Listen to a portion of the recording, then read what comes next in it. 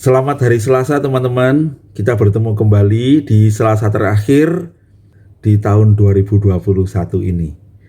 Kita bersyukur Tuhan menyertai kita sampai akhir tahun ini. Tuhan kiranya akan menuntun kita juga di tahun yang akan kita lalui, tahun 2022. Nah, hari ini kita akan bersama-sama membahas secara ringkas tentang apa yang dikatakan malaikat itu kepada Yusuf di dalam Matius pasal yang pertama ayat yang ke-20 sampai ayat yang ke-23 ya. Sebelum kita membaca firman Tuhan, mari kita berdoa terlebih dahulu. Tuhan Yesus, terima kasih hari ini kami boleh bertemu sekali lagi untuk belajar firman-Mu. Kami berdoa Engkau kiranya akan menuntun kami terus dengan kebenaran-kebenarannya, sehingga ketika kami semakin baca firman-Mu, kami semakin mengerti akan apa yang Kau nyatakan kepada kami, dan kami boleh dituntun untuk hidup di dalam kebenaran yang kami dapatkan ketika kami merenungkannya.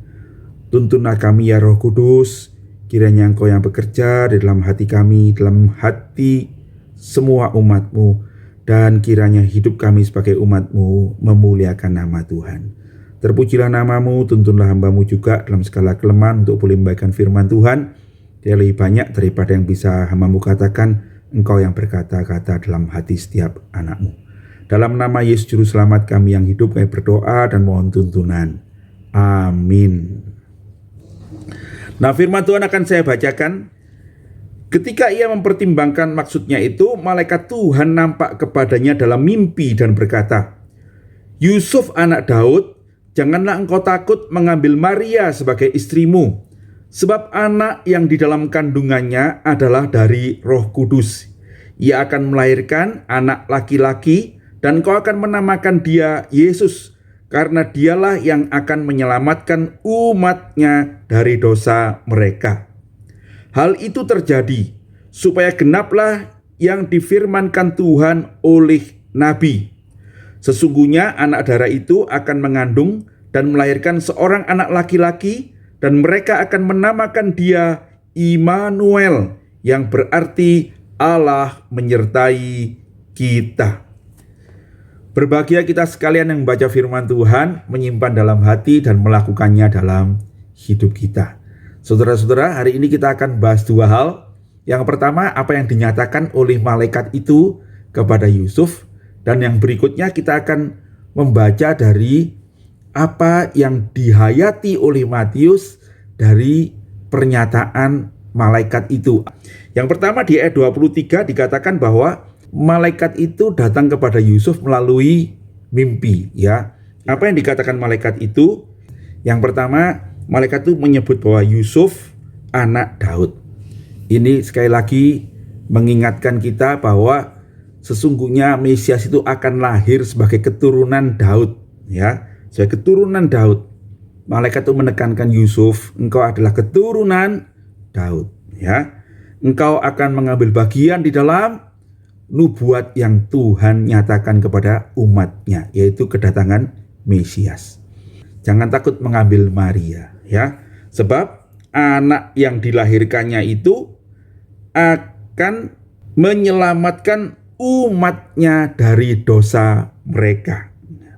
Nah, saudara-saudara sekalian, jadi jelas sekali bahwa malaikat itu memberitahukan pada Yusuf, itulah Mesias yang dilahirkan sebagai penggenapan dari nubuat tentang lahirnya seorang anak yang akan meremukkan kepala ular itu. Dia akan lahir sebagai keturunan dari perempuan itu.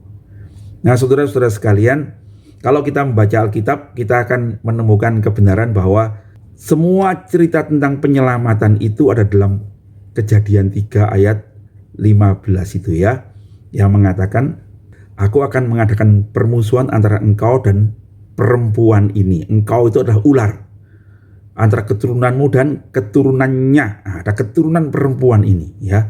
Keturunanmu akan meremukkan tumitnya, tapi keturunannya, keturunan perempuan itu akan meremukkan kepalamu. Saudara-saudara, Dan keturunan perempuan itu menunjukkan itulah kelahiran dari seorang anak darah. Menarik ya, tidak dikatakan keturunan Adam, tapi keturunan Hawa. Nah, saudara-saudara, saya ingat Pak Stephen Tong pernah mengatakan ada 3 hal yang ajaib yang tidak normal dalam kelahiran manusia dalam sejarah itu. Yang pertama, ada laki-laki yang lahir tanpa ibu. Siapa itu? Adam tentu ya. Tuhan menciptakan Adam.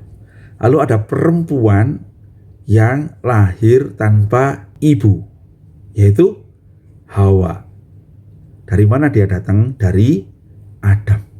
Dan yang ketiga itu adalah apa yang dijanjikan oleh Tuhan, suatu hari akan ada satu lagi, ada laki-laki yang akan lahir tanpa seorang ayah, dari seorang perempuan saja, yaitu Yesus Kristus. Adam dan Hawa jatuh di dalam dosa.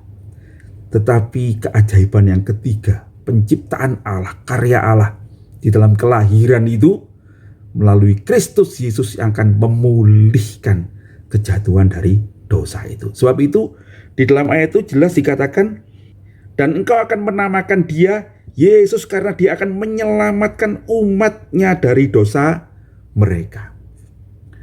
Dan orang yang ketiga ini akan memulihkan, akan menyelamatkan umatnya dari dosa yang dibuat oleh Adam dan Hawa itu. Itu yang dinyatakan oleh malaikat itu. Saudara-saudara, kita bersyukur kepada Tuhan dari apa yang kita rayakan beberapa hari yang lalu pada waktu Natal. Sesungguhnya lah Yesus Kristus itu datang adalah untuk menyatakan kuasa Tuhan sendiri yang menolong umatnya. Kelahiran dari anak darah ini sangat penting di dalam kekristenan ya, karena kita mengerti bahwa ketika kita ini berdosa, sesungguhnya kita ini bersalah kepada Allah. Dan kemudian manusia memang berusaha untuk bisa mengatasi dengan kekuatannya sendiri untuk kembali pada Allah. Tetapi Alkitab mengatakan tidak ada seorang pun yang berhasil. Ya, Alkitab mengatakan semua orang sudah berbuat dosa dan kehilangan kemuliaan Allah. Tidak ada orang yang berhasil kembali kepada Allah dengan kekuatannya sendiri. Di dalam Kristus Yesus kita mengerti bahwa Allah lah yang kemudian datang dan menyelamatkan kita.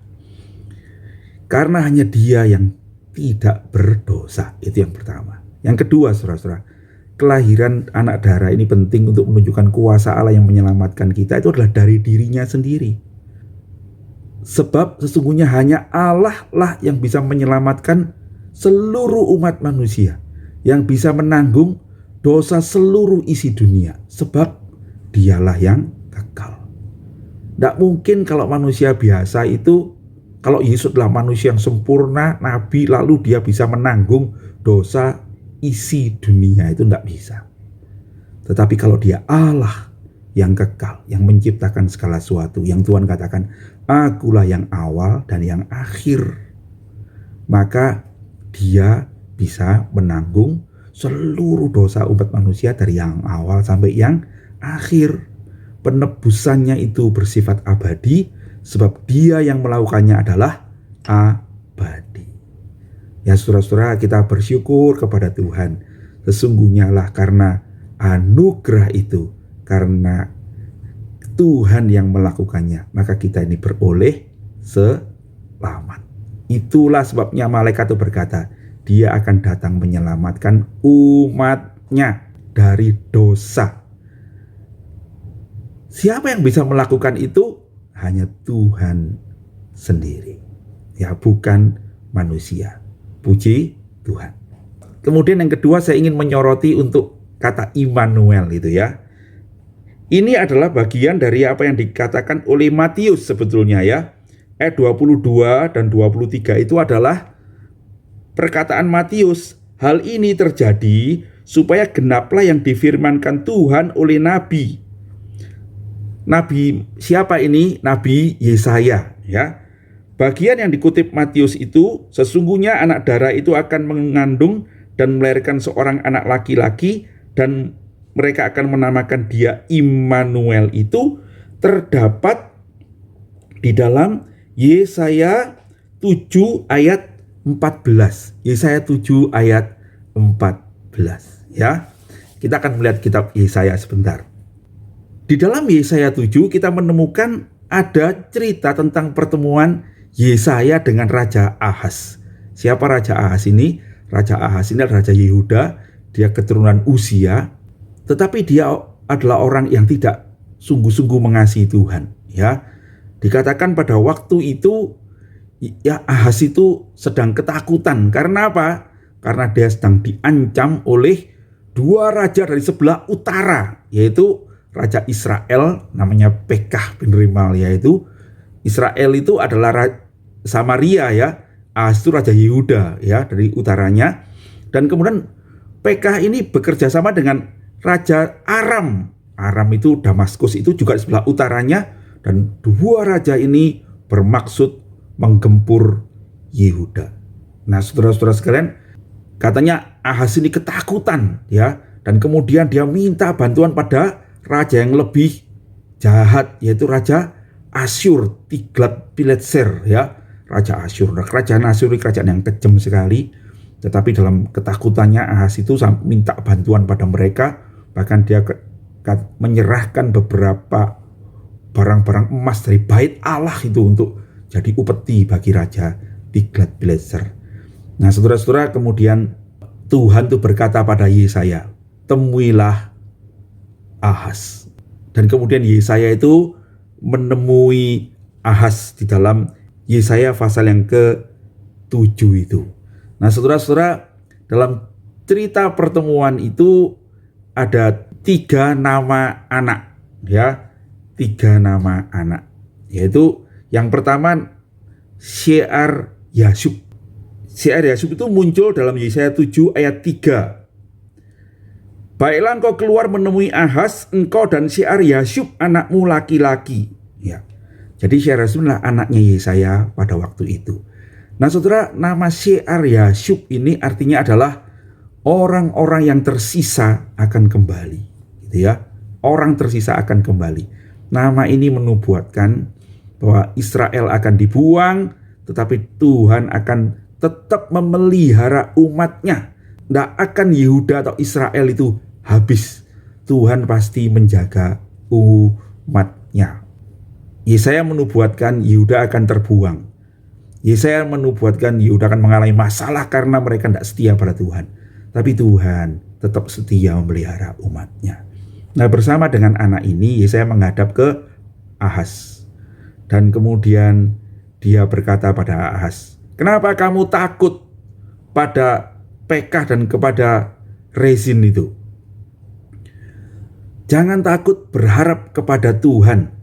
Maksudnya jangan minta bantuan kepada Asyur. Tetapi saudara-saudara, si Ahaz ini berkata, aku tidak mau mencobai Tuhan. Itu alasan dia. Tapi sungguhnya dia tidak percaya bahwa Tuhan bisa menolong dia dari dua raja itu.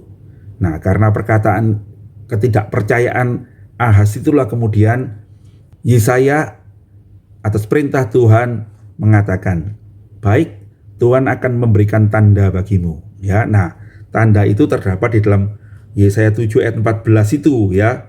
Sesungguhnya seorang perempuan muda akan mengandung dan akan melahirkan seorang anak laki-laki, dan dia akan menamakan dia Immanuel. Yang diberitahukan kepada kita artinya oleh Matius itu adalah Allah beserta kita. Nah saudara, kata perempuan muda itu pakai kata alma dalam bahasa aslinya, yang menunjukkan seorang perawan, bukan cuma muda tapi belum berhubungan dengan laki-laki ya. Di dalam bahasa Ibrani ada 2 kata alma dan betulah, itu menunjukkan seorang wanita muda ya. Nah secara khusus Yesaya ini memakai alma bukan betulah. Sebab betulah itu bisa jadi perempuan muda, masih muda memang, tetapi sudah menikah barangkali dalam usia mudanya itu. Tapi kalau alma itu menunjukkan bahwa dia perempuan muda yang belum berhubungan dengan laki-laki. Perawan, terjemahan Alkitab kita itu betul ya, seorang perawan. Nah, saudara-saudara sekalian, siapa sesungguhnya perempuan muda pada waktu itu? Nah, tidak terlalu jelas karena ini bisa jadi adalah istrinya Ahaz sendiri yang nanti akan melahirkan Hizkia, atau perempuan lain di antara orang Israel yang kemudian melahirkan seorang anak laki-laki yang diberi nama Immanuel. Tapi tidak ada kisah yang jelas gitu ya. Jadi ini sesuatu yang samar dan dimengerti dengan banyak tafsiran yang berbeda-beda pada waktu itu. Jadi tidak terlalu jelas. Tetapi Immanuel itu akan menjadi tanda bagi Raja Ahaz bahwa Tuhan ialah yang menyertaimu dan dialah yang akan mengalahkan Raja Pekah dan Raja Rezin dari Aram dan Israel itu. Ya, dikatakan kamu tidak usah takut gitu ya, pasti mereka akan dikalahkan. Nah, tapi ada anak yang ketiga, saudara-saudara, yang namanya terdapat di dalam Yesaya 8 ayat yang ketiga. Kemudian aku menghampiri istriku, ia mengandung dan melahirkan seorang anak laki-laki. Jadi ini anaknya Yesaya. Lalu berfirmanlah Tuhan kepadaku, namailah dia Maher Syalal Hasbaz. Sebab sebelum anak itu tahu manggil bapa ibu, maka kekayaan Damsyik dan jaran Samaria akan diangkut di depan Raja Asyur. Nah, saudara-saudara, arti kata Mahel Syalal Hasbaz ini adalah ia segera datang dan menjarah.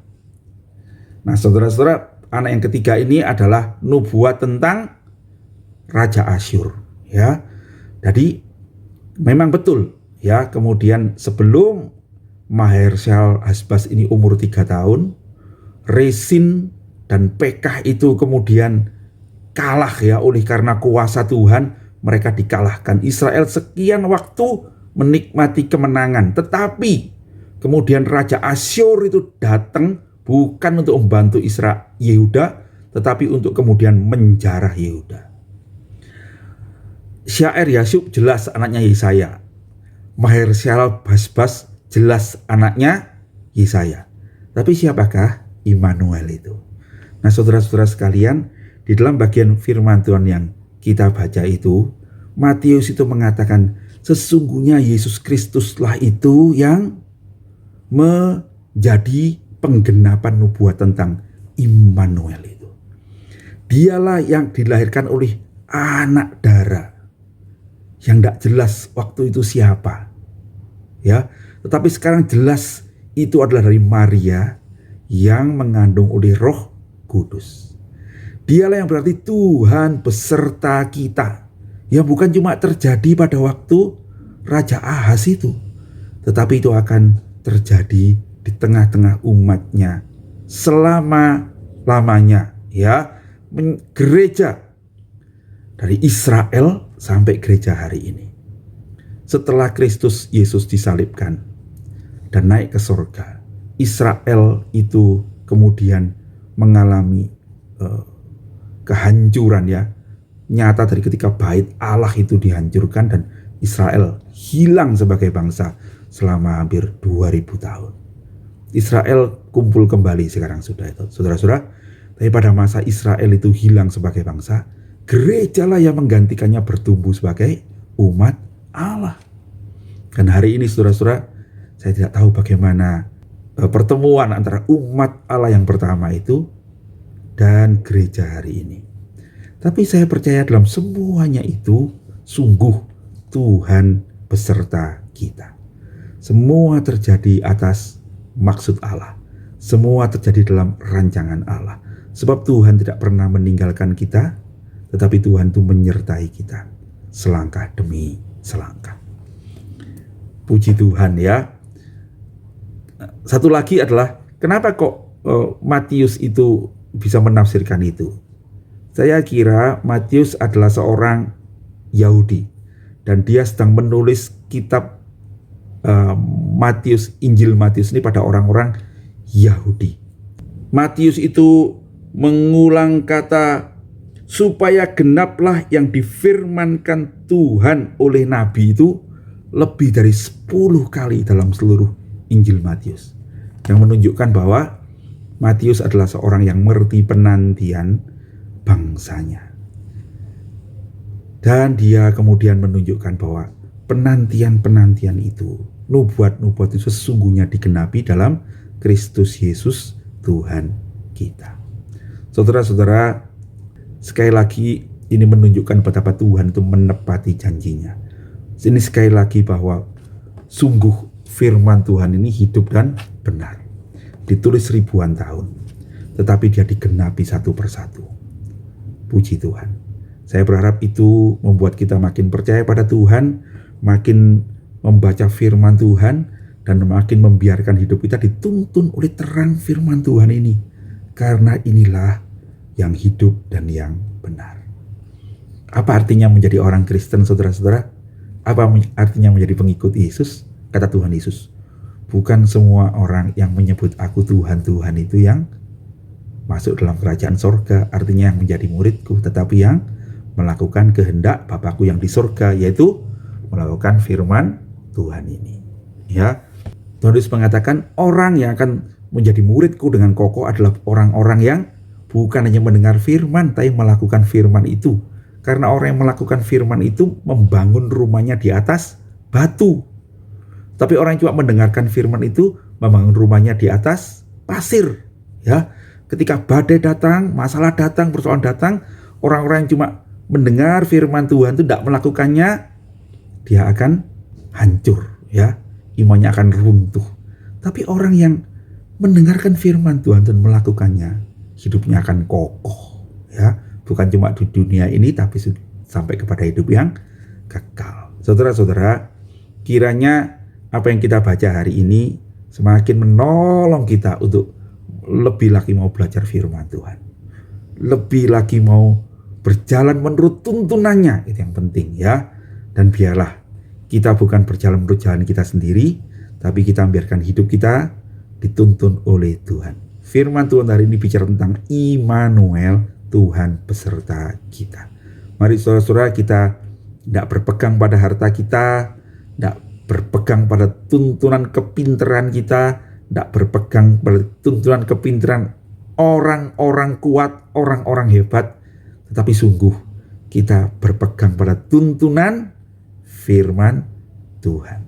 Ya, Tuhan yang menyertai kita.